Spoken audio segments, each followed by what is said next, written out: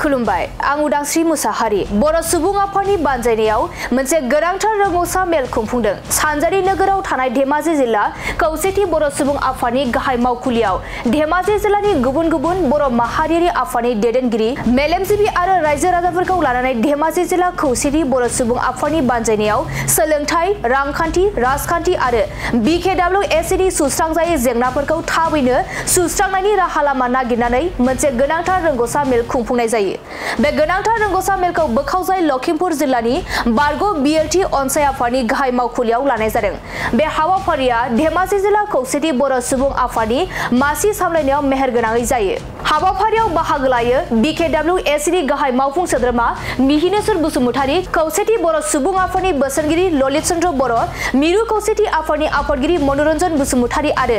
BPCCनि गाहाय लिंथुमगिरि शिवराम बसुमतारी, मिरु आइजो अनसाय आफादनि लेङाइ नेहाथारि सुभारानी बसुमतारी, लोगोसे गुबुन गुबुन गामिनि मेलेमजिबि, गुबुन गुबुन दखरा आफादनि दैदेनगिरि आरो गोबां रायजो राजा बिथांमोना हाबाफारियाव बाहागो लायो। बे हाबाफारियावनो UBPOनि आफादगिरि मनरन्जन बसुमतारीया बाहागो लानानै खौरांगिरिनि गेजेरजों BPP राजखान्थि हान्जाखौ गोदानै मा थांखि लानानै दादों। जों मिथियो गोदानै BPP राजखान्थि हान्जाखौ दानाया साननो गोनां बाथ्रा आरो गासै माहारियारि आफादफोरानो बे राजखान्थि हान्जाखौ दाजानायखौ लुबैयाखै होनना बुंथियो। दानिया फैदो बिथां मनरन्जन बसुमतारीनि आबुं बाथ्राखौ जों खोनासंनानै लानि। XBLT वेलफेयार ससाइटिनि बे मावख'आव मोनसे जोंनि जिल्लानि मोनसे गोनांथार मेल जानानै थाङो। थांखिया बेनो जे खौसेथि आरो गोरोबलायनाय बर' हारिनि हास्थायनाय लुबैनाय बायदि जयै थानानै गोरोबलायनानै जौगाथाय आरो बर' हारिनि माहारियारिबाद जिथु जातीयताबादखौ हमथानाय आरो बर' हारिनि जिथु आदर्श बेखौ सिगाङाव दोननानै खामानि मावनो थाखाय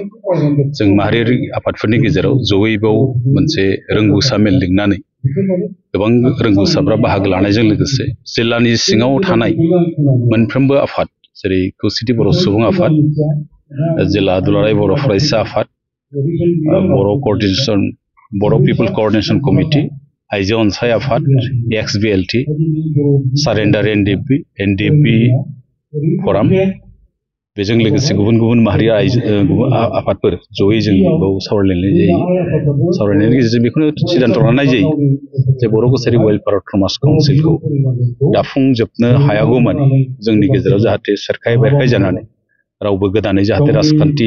हान्जा दानानै रावबो खाबु लानो बेयाव नाजाया, बेखौ मोनसे सिद्धान्त लानाय जायो। आरो बर' कसारि वेलफेयार अट'नमास काउन्सिलनि गामि दाफुंनाय, बेनि बियाब दानाय, बिसायख'थि खुंनो थाखाय सोरखारखौ नारसिननाय ज'यैनो बेखौ थांखि लानायजों लोगोसे बर' हारिनि थामोनथाखौ गोजोर खालामनाय आरो जोंनि जिबिलाक आद्रा थानायफोर दङ, आद्रा थानाय जिबिलाक सुक्तियाव जों मोनदोंमोन थामथि बर' गोजोन गोरोबथानि गेजेरजों बर' कसारि वेलफेयार अट'नमास काउन्सिल बेखौ मावफुंनाय आरो सुक्तिनि मथे 5.2 जिहेतु BTCनि बायजोआव रायजो जानाय खोब बर' ओनसोलाव थानाय जायगाफ्राव मोनसे आसाम सोरखार, BTC आरो बर' कसारि वेलफेयार अट'नमास जुथायै बेयाव जौगाथायनि खामानि मावनांगौमोन, नाथाय 5 बोसोराव जेबो मावाखिसै। बेफोरखौ सोरखारखौ नारसिननो थाखाय मोनसे सिद्धान्त लानाय जायो गासै माहारिफोर आफादफोरनि गेजेराव। आरो बेनि गेजेराव जितु 6टा जनगोष्ठीनो ट्राइबेल होनो नागिरदों बेखौ जों गोख्रों रावै जों सोंखारिदों। जिहेतु मस्ट पपुलास आरो एडभान्स कमिउनिटि जेरै आहम, मरान, मटक, कच, राजबंसि आरो टि ट्राइब्स बिथांमोनखौ जिहेतु ट्राइबेल होनो नागिरदों बेखौ जों सोंखारिदों। बिथांमोना जिहेतु क्राइटेरिया गैया। दा बुंनो थाङोबा ट्राइबेल होनना बुङोबा माखासे स्टेट बेरियार थायो, जेरैहाय आसामनि ट्राइबेला अरुणाचलाव ट्राइबेल नङा। खिन्थु जों बेखौनो बुंनांगोन मोननै सुक्तियाव जायगा मोनबाय। कार्बि आंलंना जितु BTC सुक्तियावबो जायगा मोन्दों, थामथि बर' गोजोन गोरोबथा जितु BTR सुक्ति नाव बेयावबो जायगा मोन्दोंमोन जे कार्बि आंलं आरो डिमा हासावआव रायजो जानाय बर'फोरखौ हाजोआरि ट्राइबेल मर्यादा मोननांगौ। दिनैसिम बेबो जाफुङाखै। आरो नैबे थामथि बर' गोजोन गोरोबथानि मथेबा जितु BTRनि बायजोआव बा BTCनि बायजोआव जिबिलाक ट्राइबेल ओनसोलफोर दङ ट्राइबेल बेल्ट ब्लकआव गोलैयै बेफोरनि हा हुखौ रैखाथि होनायनि थाखाय मोनसे सोरखारा गोदानै आयेन बानायनाय खोथामोन खिन्थु दिनैसिम मावफुङाखै 7.1 मोनसे आरो जों दाबिनाय मथे सोरखारखौ जों बुंदोंमोन आरो सोरखारा खालामनो नागिरदोंमोन जे ट्राइबेल ब्लकआव गोलैयै बिटिसिनि बाहेराव जिबिलाक ट्राइबेल गामिफोर दं बेखौ माइक्र' लेभेलाव दरनै दरथाम गामिजों ज' खालामना मोनसे माइक्र' लेभेलाव ब्लक बेल्ट आरो दरसे गामि जुदि दंबा गेजेराव बिथांमोननि हा हुखौ रैखानि थाखाय मोनसे ब्लक बानायगोन होनना बुंदों खिन्थु दिनैसिम बेखौ मावफुङालासिनो दिनै नैबे 10 जनगोष्ठीखौ जुदि ट्राइबेल होयोबा जोंनि गोबां खहा जागोन मानोना जितु रिजार्भेसन ट्राइबेल सेम स्टेटास बयबो आलादायै रावबो जेबो खाबु मोना बेयावहाय दिनै आदित्य खाख्लारिखौ जोंनि CC2नि मानगोनां चिफ कर्डिनेटरखौ गोबां आक्रमण खालामनाय नुदों जों बे बाथ्राखौ सोंखारिदों मानो होनना बुङोबा बे मोनसे आयेननि दारैसो बे जागोन आयेनाव गोलैनांगोन आरो बिसा क्राइटेरिया थानांगोन मानोना जोंनो मोनाखै दिनै कार्बि आंलंआव गोबां आन्दोलन खालामनायनि उनाव जिहेतु स्टेट बेरियार दङ जेरै आदिबासिफ्रा झारखन्ड बा गुबुन गुबुन रायजोआव बिथांमोना ST मर्यादा मोनखादों खिन्थु आसामाव माने ST मोननांगौ बिथांमोना नङा होमबा बिथांमोना माइग्रेटेड आहमा एसां एडभान्स कमिउनिटि कुच राजबंशिया एसां एडभान्स कमिउनिटि आरो पपुलास जितु इन्डियान गभर्नमेन्टनि बा रिजार्भेसन पलिसियाव थारमाने 50% बारा जानो मोना जोंना दिनै 10% ट्राइबेलनि थाखाय आसामाव 10% नेशनेल लेभेलाव 7.5 नङा होमबा खिन्थु 10% बिसोर जुदि हाबबोयोब्ला जों जेबो मोननाय नङा दिनै मोनसे समाव 1992 मायथाइयाव 6 दाननि थाखाय कुच राजबंशिखौ होदों खिन्थु बे समाव जों नुदों आसामाव जेसांनाखि 14टा ट्राइबेल जनगोष्ठी दं बिथांमोना खुनु मेडिकेलाव जों सिट मोनाखैमोन इउनिभार्सिटियाव सिट मोनाखै इन्जिनियारिं कलेजफोराव जों सिट मोनाखै बिथांमोना बे 6 दाननि गेजेराव गासैबो खथाफोरखौ फिलआप खालामजोबदों गतिके आरो बिनि बादैबो बे मोनसे कमिटिनि बादै आरो 5 कमिटिखौ दाजोबा 6टा कमिटिनो जुदि ट्राइबेल होनोबा जोंनि जितु माबा अस्तित्व बे गोमालांगोन होननानै जोंहा मोनसे गिनाय फैदों बेनिखायनो जों बे बाथ्राखौ थोंजोङै सोंखारिदों जे बिथांमोननो होनो मोना आरो जिहेतु मोनसे प्रसेसआव थाङो प्रसेसआ लुकार कमिटि दं लुकार कमिटिया जुदि लिरना हरोबा रेजिस्ट्रार जेनेरेल अफ इन्डिया नायगोन रेजिस्ट्रार जेनेरेल इन्डिया जुदि जायोबा बेखौ SC/ST कमिसनाव हरगोन बेनि उनावसो बे पार्लियामेन्टआव थांगोन गतिके बेफोर प्रसेसआ जुदि 8 बार जुदि RJ registrar general of India बे जुदि RJआ जुदि रिजेक्ट खालामदोंबा एबारबो रिजेक्ट खालामगोन जों बेखौ आसा फारिदों आरो सिगां जों रायलायदोंमोन जिहेतु जों मोनसे सागानगिरि आफाद हिसाबै जों सिगांनि ट्राइबेल एफेयार्स मिनिस्टार मानगोनां अर्जुन मुन्डा बिथांजों रायलायनानै बिथांखौ सोंदोंमोन डकुमेन्टनि सायाव बिथाङा बुंदोंमोन दे स्पष्ट भाबै जे इन्डियाआव 1000 बांसिन कमिउनिटिफोरा ट्राइबेल नागिरदों खिन्थु गोदानै ट्राइबेल होनायखौनो इन्डियानाव पलिसि गैया खिन्थु दा नैबे सर्ट टार्म पलिटिक्स बेनिफिटनि थाखाय जुदि बेखौ होनो नागिरदोंमोन बे जोंनि थाखाय खोब गिख्रंथाव जागोन होननानै जों बुंदों आरो बिनि बादैबो जोङो नैबे काउन्सिलखौ दाफुंनायजों लोगोसे जौगाथायनि थाखाय आरो नैबेनि रांबावजा जितु काउन्सिलनि बर' कसारि वेलफेयार फान्डनि रांबावजा बारायनाय आरो जिहेतु राभा हासंखौ सिक्सडेल जागोन होननानै जिहेतु बुंबाय थादों आसाम सरकारा बिनि थाखाय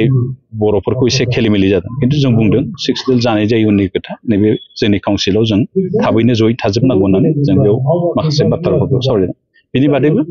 गाहायै जोंनि खौसेथि आरो गोरोबलायनायनि थाखाय बेयाव गाहायै सावरायनाया जायगा मोनदों गामि गामि दे दखरा आफादा खोन्दो आफाद दानाय जादों बेनि सायाव माफोर गोबां रायजो राजाफोरा गोनो गोथो जानो इयावथ' जेबो गोनो गोथो जानो गोनां जेबो गैया थारमाने खौसेथि बर' सुबुं आफादा जाहैबाय कमप्लिटलि मोनसे नन पलिटिकेल अर्गानाइजेसन दिनै जिल्ला 22 जिल्ला दं माखासे जिल्लाफ्रा निजा बबेयाव माखासे खामानि मावनो हायो थारमाने गावबा गाव अर्गानाइजेसनखौ बोरैहाय गोख्रों खालामनो हागोन बेनि सायाव खामानि मावो जेरै दुलाराय बर' फरायसा आफादाबो इउनिट दायो आरो दागासिनो दं मोनसे गामियावनो मोनसे दादों मोनसे गामियावनो दे दुलाराय फरायसा आफादा दे गोबां गामिखौ लानानै खोन्दोखौ दानाय जायो बे आफादा दे मा होनो मोनसे गामियावनो मोनसे दाना होनाय जादों बेनि सायाव ना गामि आफाद माने मोनसे गामियाव मोनसे थारमाने जोंनिफ्राय खम मोनसे सुबुं लानानै जाहाथे गामिनि मानसिफ्रा जोंनि आफादजों थोंजोङै सोमोन्दो लाखिनो हानाय बादि जाहाथे मावो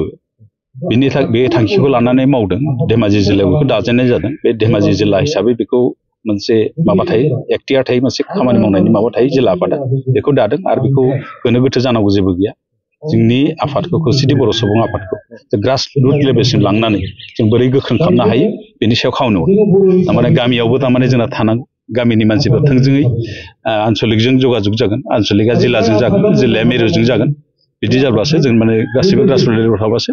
बे जोंनो गोदानै जोनोम मोननाय खौसेथि बर' सुबुं आफादा मोनसे गेरेमसा आरो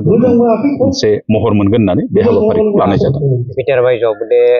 गोदान राजखान्थिया दा जोनोम जाबाय जोंनि धेमा जादों बिनि सायाव मा बुंनो? दा गोदानै मा थांखि लानानै बोरै दादों जों मिथिया सिगाङाव बिथांमोनहा एफ दाबाय UBPF दाबाय बिथांमोना दानायनि गेजेरजों जोनोम जाबाय जोंनि धेमा जादों बिनि सायाव मा बुंनो? दा गोदानै मा थांखि लानानै बोरै दादों जों मिथिया सिगाङाव बिथांमोनहा एफ दाबाय UBPF दाबाय बिथांमोना दानायनि गेजेरजों खोब खम सुबुंनि गेजेराव बिथांमोना दादोंमोन आरो बिथांमोनानो थारमाने दा गोदानै राजनिथि दालाबाय बे एखे मानसियानो खिन्थु बेयाव जोंनि गेजेराव एसे बेले बेजे सोमजिदों आरो बेखौ लानानै दिनै एसे सरसाबो जादों। दिनै बर' कसारि वेलफेयार समाज काउन्सिलनि गामि सोसननाया जाजोबाखै आरो बियाब दानायाबो जायाखै आखौ बिसायख'थिसिम लांनो हायाखै बे बेलायाव गासैबो समयसाफोरखौ जों माहारियारि आफाद हिसाबै दुलाराय बर' फरायसा आफादानो होन XBLT-आनो होन NDP-आनो होन NDP फरामानो होन जों खौसेथि बर' सुबुं आफादा होन आइजो अनसाय आफादानो होन बेखौ दाफुंनांगौनि थाखाय जों ज'-ज'यै खामानि मावबाय थादों। खिन्थु बेयाव नैबे खाबुखौ लानो थाखाय राजखान्थिनि जिथु खाबु बे काउन्सिलखौ दखल खालामनायनि सार्थआव जे गोदानै राजनिथि हान्जा दानाया बे एसे साननो गोनां बाथ्रा होननानै जों बुंदों आरो बे दाथावनामोन बेखौ दाननाङामोन जिहेतु मावनाय खामानिसिम बिथांमोना नैबे काउन्सिल जौगानायनि सायाव बा काउन्सिलखौ दाफुंनायनि सायाव मा खामानि मावदों बिथांमोननि सायाव जेबो एजेन्डा गैया खिन्थु गासै पावारखौल' लानायल'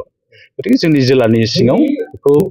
आफादफ्रा थारमाने दाजानायखौ बादों आरो दाजानो लुबैयाखै